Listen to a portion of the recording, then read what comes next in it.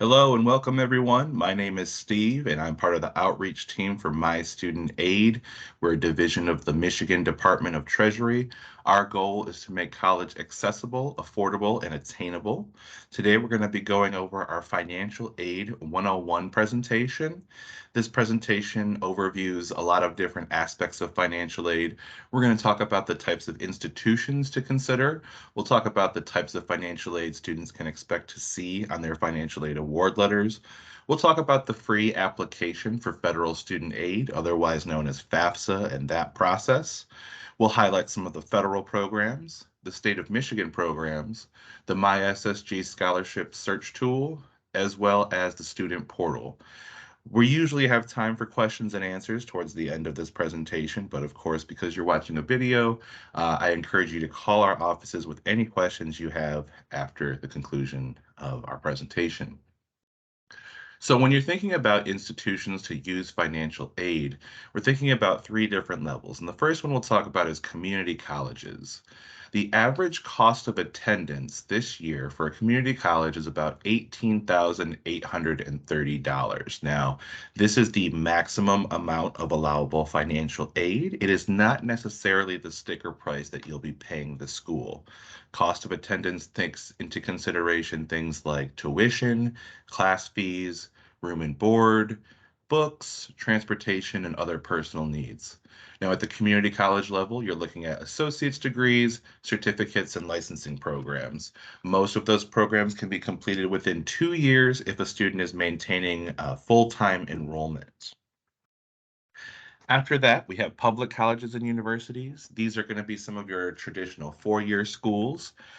The cost of attendance does rise here because you're looking at a lot of factors like room and board through the dorms or maybe a special meal plan. And most of these schools will offer bachelor's degrees, as mentioned, but some may offer associate's degrees and some may also offer graduate programs, which is going to be on the master's degree or doctoral level. Associates and certificates are offered again. Most of these programs at full-time status will be completed in about 4 years. Now, lastly, we'll talk about private colleges and universities. They do have the highest cost of attendance with an average of about 55,800 this year.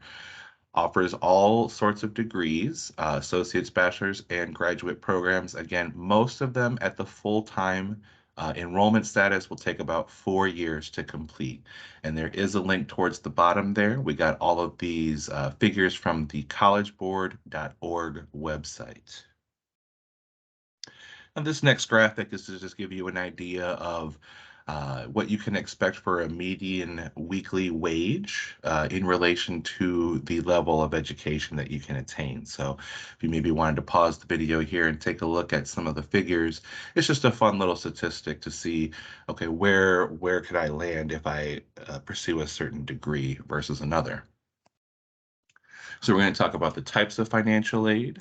There's free money. Of course, we want to maximize this, and this comes through the form of scholarships and grants. The main difference between the two is that scholarships tend to be merit-based, which includes a supplemental application. Maybe that's an essay or a scout on the field to see how your athletic talents are, maybe on stage, or maybe musical ability, whereas a grant is given to you solely based off of an application like the FAFSA. In either case, you do not need to pay those funds back.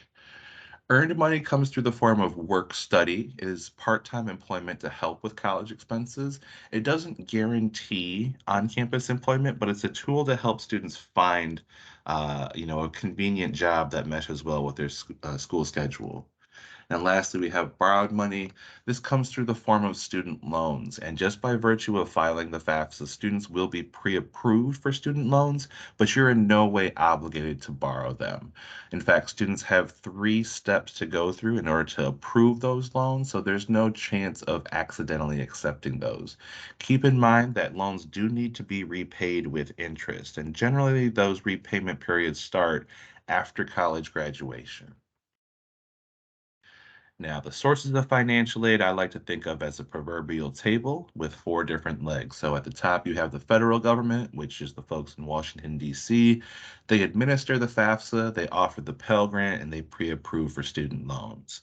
The state government is us in Lansing. We'll see what other aid we can tack on to your Washington, D.C. funds. As long as you do your FAFSA by March 1st, you're considered for all of the programs that we offer at the state level. The institution may also grant some student aid to the student. They're going to be specific to their school. So if you are thinking about Michigan State University, for example, and they're going to give you a Spartan scholarship, you're not going to be able to take that to Ferris State University for obvious reasons. That Spartan money is solely for Michigan State University students that they have admitted and enrolled on their campus. Now, lastly, we have private or third-party scholarships. You see the list of different things that they can come from. These are going to be things that you see, like maybe a Super Bowl halftime scholarship, or maybe the class of 2023 graduate award, things like that. So, with all these four different sources, that's how we kind of package that money together to make sure your financial aid is all set and ready to go. So next, we're going to talk about FAFSA, or the free application for federal student aid. And to get started, you actually need to start what's called your FSA ID, your Federal Student Aid ID. It is linked with your Social Security number, so it's important that you keep this information accessible but also secure. Now, once you have your FSA ID, you'll be able to go onto the FAFSA website, and it's fafsa.gov. This is what the homepage looks like, and if you haven't done the FSA ID and you click on Start Here, it'll redirect you right over there. Now, if you have an FSA ID from the past, if you have an older student in your household that's already in college, or maybe you established one for yourself as a student, then you don't need to do the FSA ID portion again. You only need it once. And again, that is associated with your social security number. If you get locked out of that process, if you get locked out of FAFSA, there is a 1-800 number to call. It's this 800 number on the screen. It's 1-800-433-3243. And you can see that they are actually open pretty late during business weeks, business days rather, and they're also open on weekends. You can also get connected with them on social media at Federal Student Aid on LinkedIn, Facebook, Instagram, or YouTube, or at FAFSA on Twitter. Some quick FAFSA facts for you. The FAFSA can be completed online. There is a paper form if you do prefer going through that route. It is free, so avoid being scammed. That first F in FAFSA stands for free application. You do need to complete it every year. I like to tell students that it's more or less an extension of your 1040. All of the information that you need is on that federal tax form, and you're just transcribing it over. The state of Michigan deadline again is March 1st, excuse me, for priority consideration. That will consider you for all of the awards that we offer in the Lansing offices.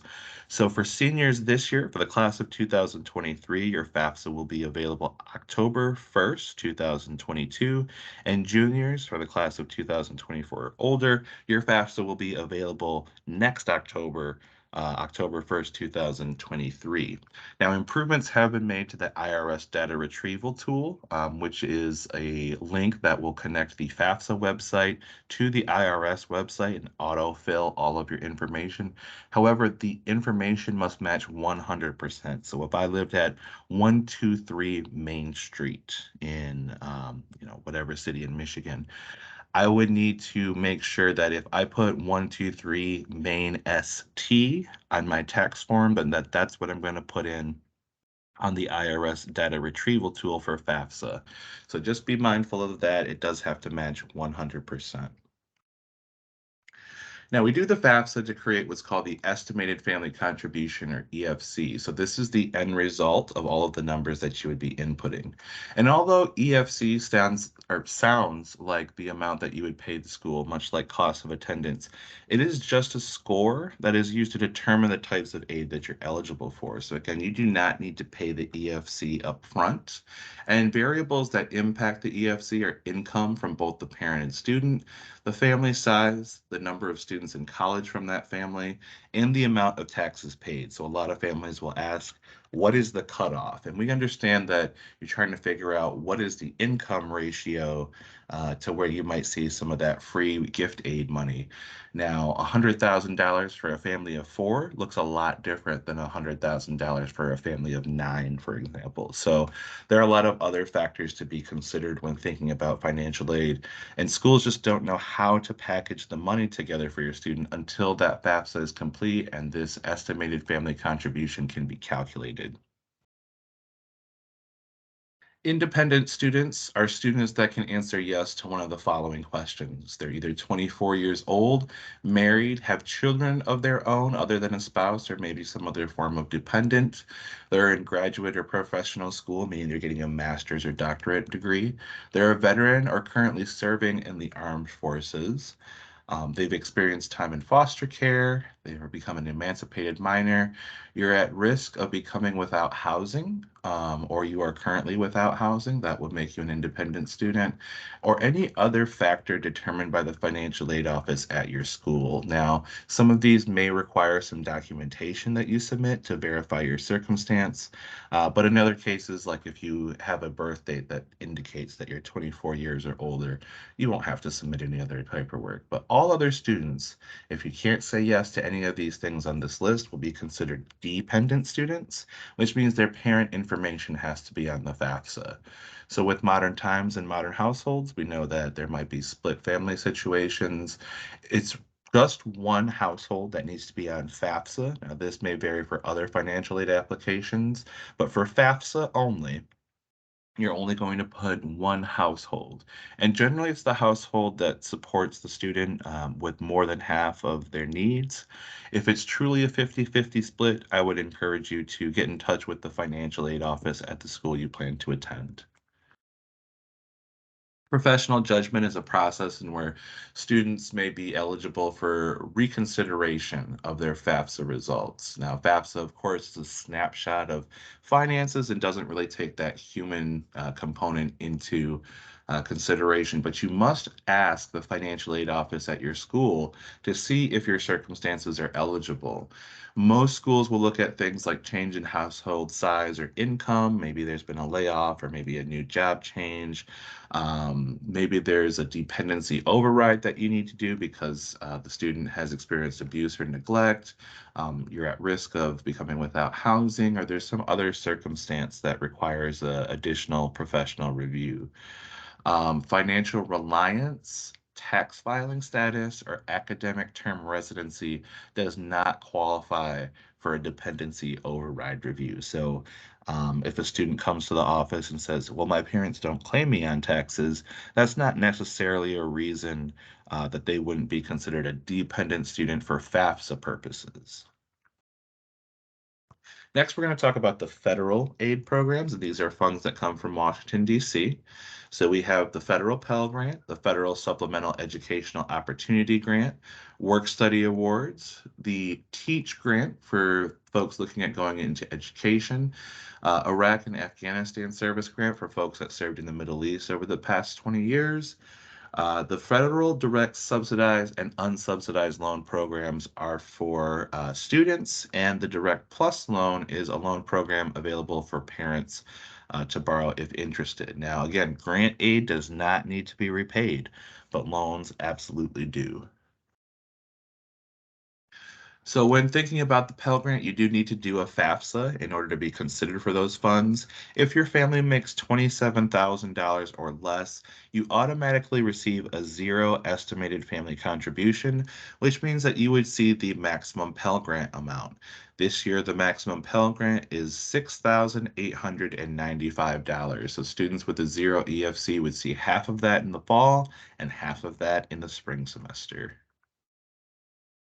The Federal Work Study Program. It is a program designed to help students find part-time employment to help with college expenses.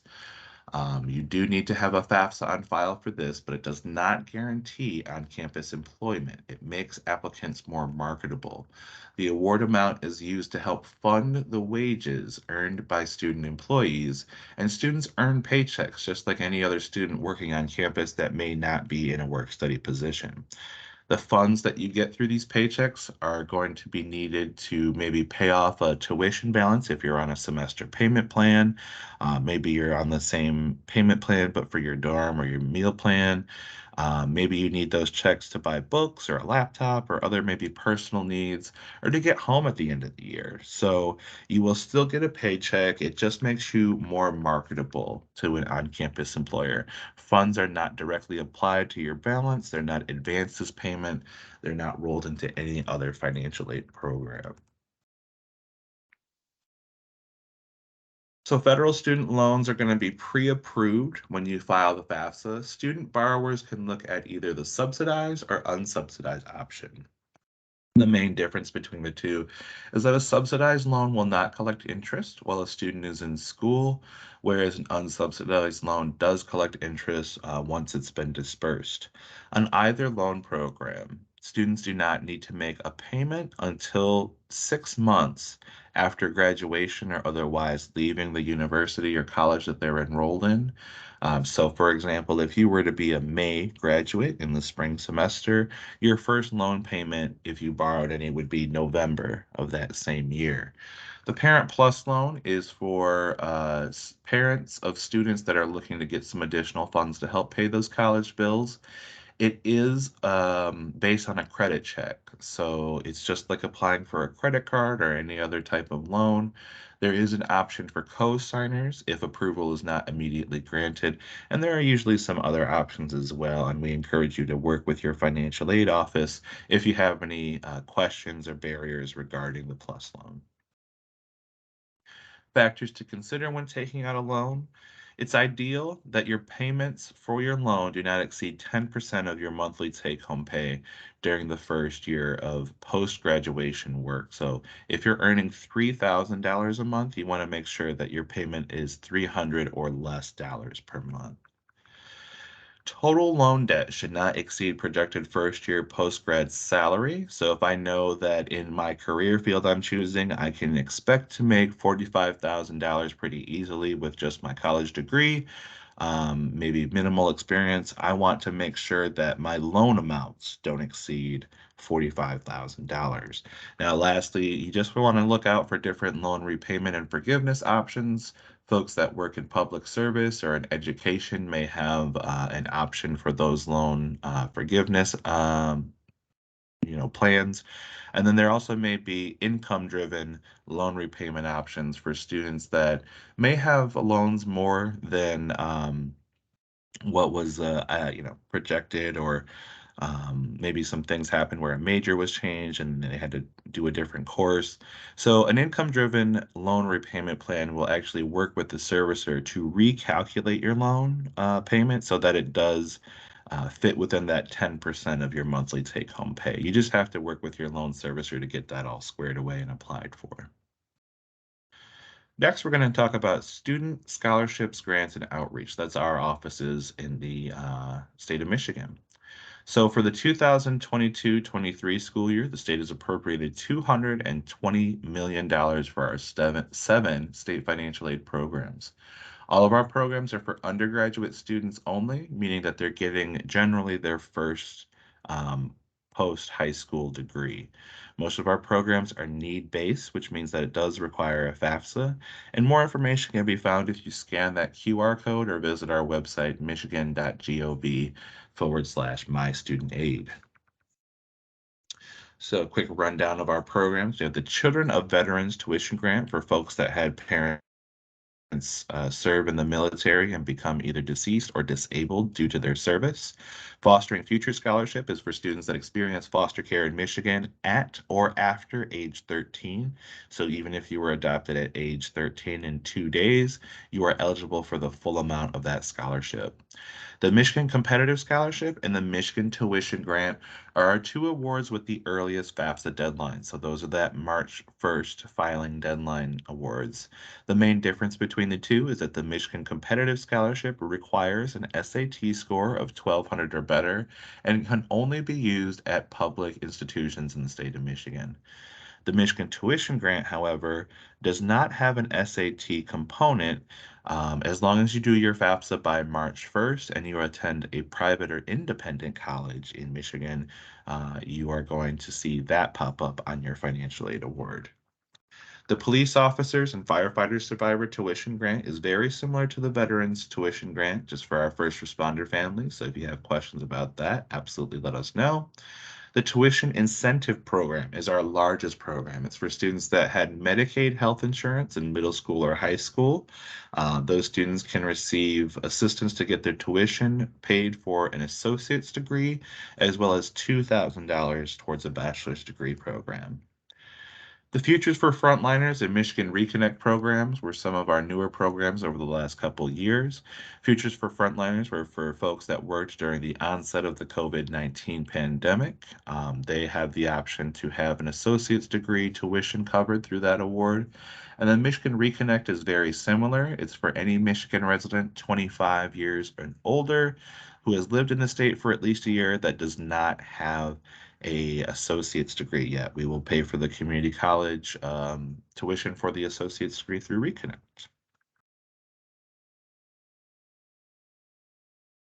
So eligibility for all of our programs require that you are a Michigan resident. Because it's Michigan money, we need to get it to Michigan students. U.S. citizenship or its equivalency is required because that is a requirement for FAFSA, and FAFSA is needed for all of our programs.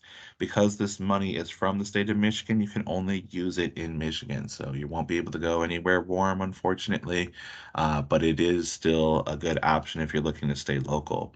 You do need to be enrolled at least half time, which is generally about 6 credits or 2 classes, in order to receive any amount of the funds. You may not be in default on any federal student loan to use any of our awards, except for the Michigan Reconnect Scholarship, so that is exempt from this rule. A high school diploma or its equivalent does need to be on file in order to access these funds as well. And a student must meet what's called satisfactory academic progress, or SAP. Generally, that's a 2.0 GPA and passing about 2/3 of the classes that you attempt. So again, that FAFSA deadline for the Michigan Competitive Scholarship and the Michigan Tuition Grant to be considered is going to be March 1st. So you want to get that FAFSA in by March 1st.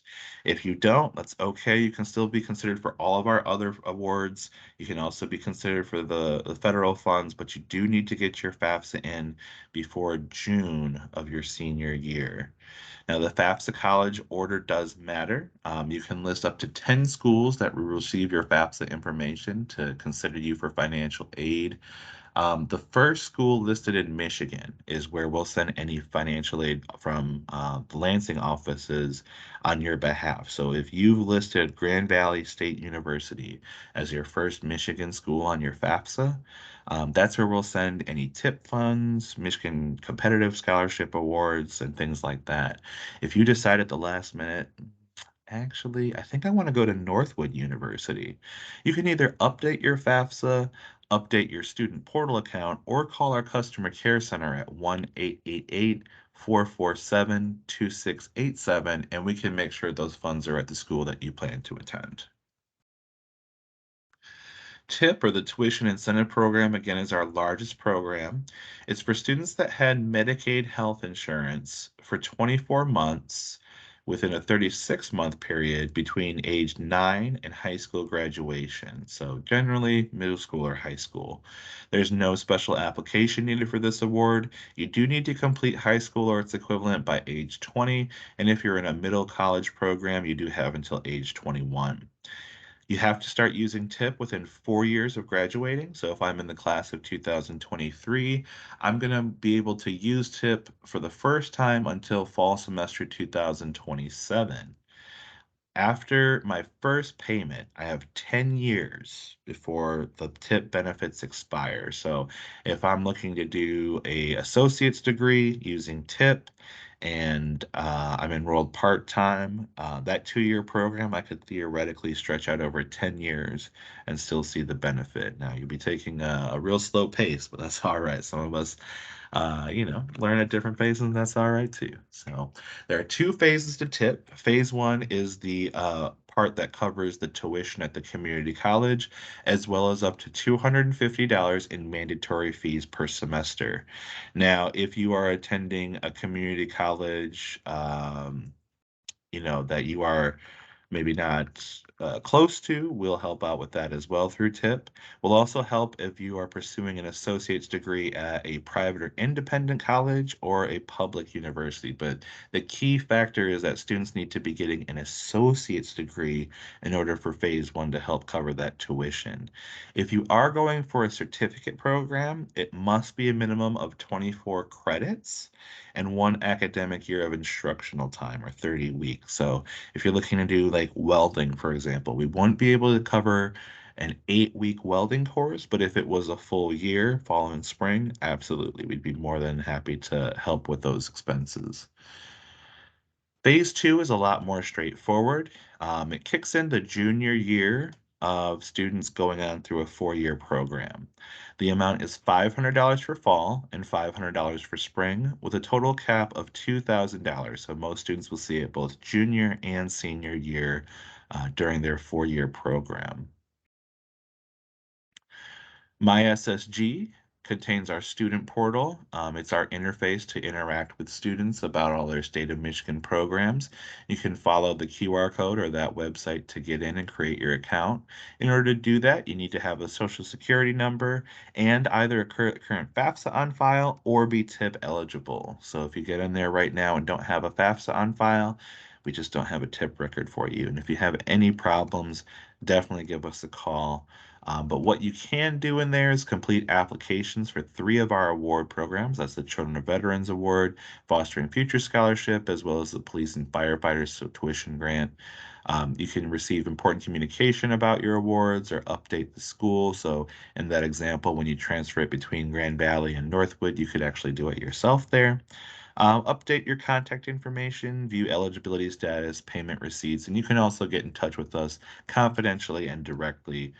So if you're worried about any kind of security breach, we have direct communication with students in our portal there. Our website is Michigan.gov/MIStudentAid. This is what the homepage looks like, and there's a students and families section right here in the upper left-hand corner.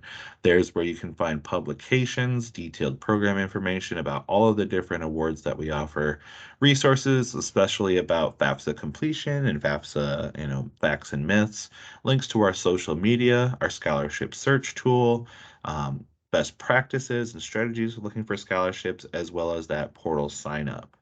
Now, I mentioned that scholarship search tool. This is what that part of the website looks like. You actually plug in the county that you live in Michigan. So say, for example, I lived in Kalamazoo and I wanted to put in Kalamazoo County.